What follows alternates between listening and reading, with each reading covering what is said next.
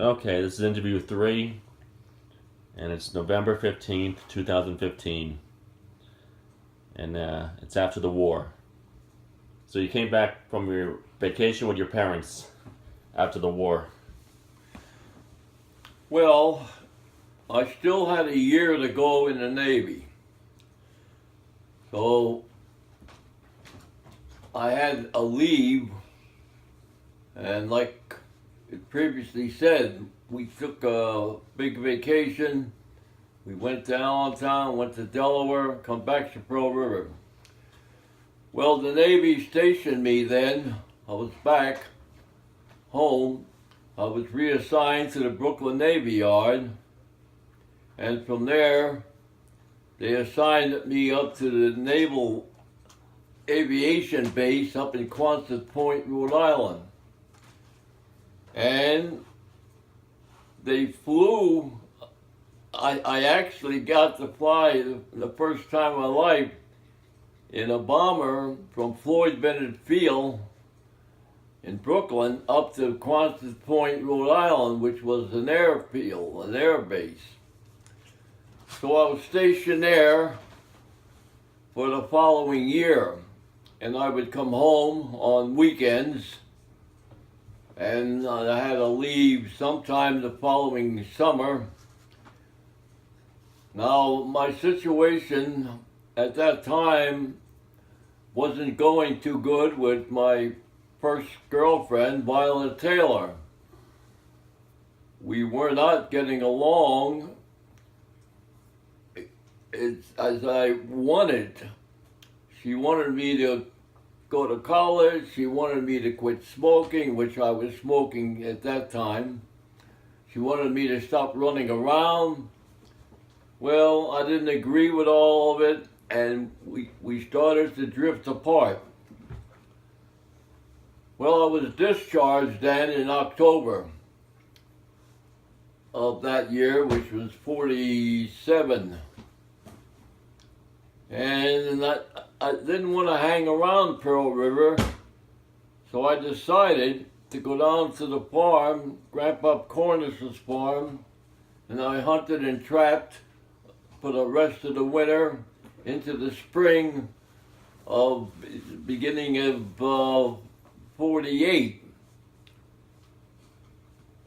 So on a Sunday, early the last part of March, came up the Pearl River from Delaware, called up my buddy Helmke. Where were you in the Navy still? Where were you I had stationed? been discharged in From where? October. From where? From Quonset Point, Rhode Island. Okay, good. And then, like I say, I didn't want to hang around Pearl River. I was not getting along with Violet Taylor, and I decided to go down and spend the winter hunting and trapping, which the Cornishers, that's all they ever did. They were known for that, hunting and trapping and fishing and all of that. Well, like I say, it was a Sunday, and I left. Uncle Dick took me to the station in Harrington, took a train to New York, got a bus to Pearl River. Called up my buddy, Bud Helmke, and we met down in a bar on the road going down into Montvale. And we were in there having a beer or two, and two girls came in with this one fellow. And they sat in the dining room, we were in the bar. Well, I happened to notice that the one girl was very, very pretty. I didn't know her. I didn't know anything about them. So they had a pizza pie, I think, and they talked, and then going out the door, she made some remark to somebody, something about what hell, repeat something, some smart remark. So I said to the bartender, Roy Holmes, who later became a cop in Pearl River, or for Orangetown, I said, who was that? He said, that's Oh, he says, Dick, she wouldn't have nothing to do with you. That's Ruth. Her name is Ruth Campbell. She lives in Hillsdale. And he said her sister married Ray Schultz, which was a neighbor of mine. So he said, there's no use even bothering with her. She'll have nothing to do with you. Okay. Well, went home, looked in the phone book, had one from New Jersey. I looked up Campbell's, found one on Hillsdale Avenue in Hillsdale. Gave it a call. And I started telling her that I saw her at the restaurant. And she says, you were the fellow that was at the bar? I said, yes. So I said, what about going out for a couple of drinks, a couple of beers, pizza pies? She says, well, I don't really know. She says, I don't know you. I said, well, that's how we're going to get to know each other. So she finally agreed. So we agreed on going down. Me and Bud went down. I think it was like 7 o'clock. Found their house on Hillsdale Avenue. Honked the horn, and she came out with a girlfriend called Skippy. And Skippy was going to be the girl that Bud was going to be with. I was going to be with Ruth Campbell.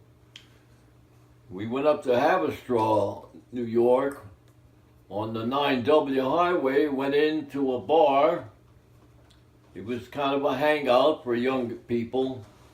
We ordered a pizza pie, had a couple of beers, and we made a night of it. Well, I got back to Pearl River. It was about 10:30 or so, and I developed one of the worst headaches I ever had in my life. And I was in the worst pain that you could imagine. My father finally talked the doctor up the road, up on Franklin Avenue, to come down and do something. And I was in agony. Dr. Casara, great doctor, wonderful man, died young. So he came down. I told him I had a few beers, and I told him, how about putting me out?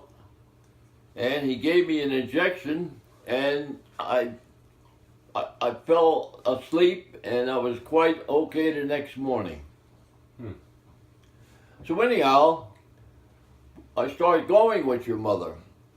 We started going to the movies, and I brought your mother up to the apartment. Your mother was extremely shy. She was absolutely, had this fear of meeting people. And she sat on the couch, and she was like a scared little girl. And I had to put up with that way up into our later marriage. If anybody came to the house, she would go upstairs and hide. Or not hide, but just stay out of the way. So one day anyhow, to go on, that was later on when we were married. And I broke her of that years later when we were selling cats and dogs for a few bucks.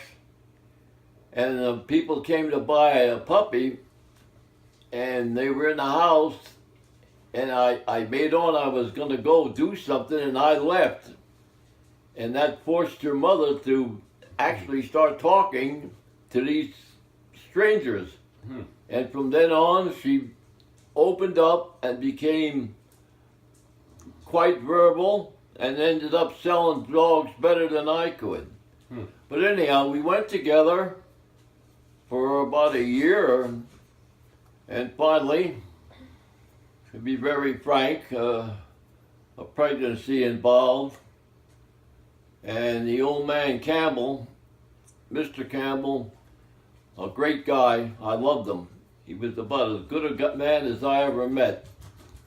He never said too much about it. And we ended up getting married in October of '49. And we stayed in Pearl River at my mother and father's apartment, this 3-room apartment at 8 Franklin Avenue. And we went to work at Rockland State Hospital, where my mother and father worked. I got a job there as an attendant. Your mother got a job there as an attendant, and we worked there about 6 months. And finally I decided, I said, there's a farm in Delaware my father owned, next to Grandpa Cornish's. Big house, empty and all of that. And I decided that we should go down there and set up housekeeping in Delaware. So we took what money we had from our work, we bought furniture. I had a pickup truck, a red Ford, beautiful job, V8 engine.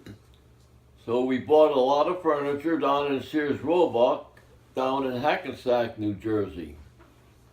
And we took the furniture down, and we started setting up the house, putting the furniture in there, the bedroom set, and the living room couch and chair, lamps, and kitchen table and chairs, and we got the whole place with furniture.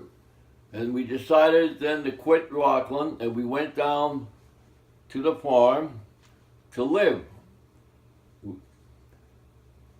Set up housekeeping, ordered a bunch of chickens from Sears Roebuck, was selling them, by the way. And they would send out what they call biddies, little, we call them peep-peeps, little chicks. They'd put like 100 or 200 in a container, and actually it came down by train, and there was like food in there for the little chicks, and you would go and get it, and we set up raising chickens. And then I took what money we had, and I bought a cow from a neighbor, married camper. We bought a milk cow, and by this time your mother was well pregnant, and we needed a family cow, and we bought, like I said, from our neighbor. Well, along comes June, and your mother gave birth to our first child. No, I'm mixed up. No, that was Randy. No, your mother gave, our first son was born in Hackensack while we were still living with my mother and father. Mm-hmm. And anyhow, you want to cut that off a minute? I'm getting mixed up. Stop the machine. All right. Go back a bit, a little, and we'll start